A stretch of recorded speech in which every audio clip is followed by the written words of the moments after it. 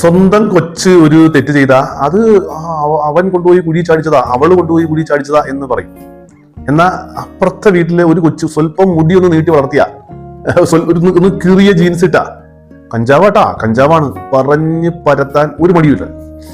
എന്റെ പാർട്ടിക്കാര്, എന്റെ കൂട്ടത്തിൽ നിൽക്കുന്നവര്, എന്റെ കൂടെ ഉള്ളവര് എന്ത് ചെയ്താലും എന്നാലും അത് അങ്ങനെയല്ല കേട്ടാ എന്നും പറഞ്ഞ് നമ്മൾ ന്യായീകരിക്കും. എന്നാൽ നമുക്ക് ഇഷ്ടപ്പെടാത്ത ആള് എന്തെങ്കിലും ഒരു ചെറിയ കാര്യം ചെയ്താൽ ഒടുക്കത്തെ കുറ്റം പറച്ചിലായിരിക്കും. ഈ നമ്മുടെ സ്വഭാവം ഉണ്ടല്ലോ, ഇത് ഞാൻ വേറെ ആർക്കെങ്കിലും ഉണ്ടെന്ന രീതിയിലല്ല പറയണേ, എന്റെ ഉള്ളിലും ഈ സ്വഭാവം ഉണ്ട്.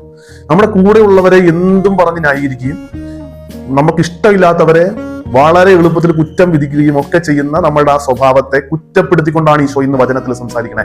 നിങ്ങളുടെ സ്വന്തം ആട് കുഴിയിൽ വീണാൽ ശാപത്തിൽ നിങ്ങൾ പിടിച്ചു കയറ്റില്ലെന്ന്. സ്വന്തമായിട്ട് കണക്കാക്കിയ ഒന്നും ഒരു പ്രശ്നം ഉണ്ടാവില്ല. സ്വന്തമായി കണക്കാക്കാത്തത് കൊണ്ടാണ് എല്ലാം നമുക്ക് പ്രശ്നമായിട്ട് വരുന്നത്. നമ്മളൊന്ന് ചിന്തിച്ച് നോക്കിക്കേ, സ്വന്തമായി കാണുന്നവരെ നമ്മൾ എങ്ങനെയെങ്കിലും ഒക്കെ സംരക്ഷിക്കും, അത് നമ്മളിങ്ങനെ പൊതിഞ്ഞു പിടിക്കും.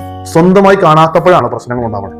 ജീവിത പങ്കാളികൾ തമ്മിൽ, അമ്മായിയമ്മയും മരുമക്കളും തമ്മിൽ, ഈ സഹോദരങ്ങൾ തമ്മിൽ, ഈ സുഹൃത്തുക്കൾ തമ്മിൽ, എവിടെയായാലും സ്വന്തമായി കാണാൻ പറ്റാത്തതാണ് പ്രശ്നം.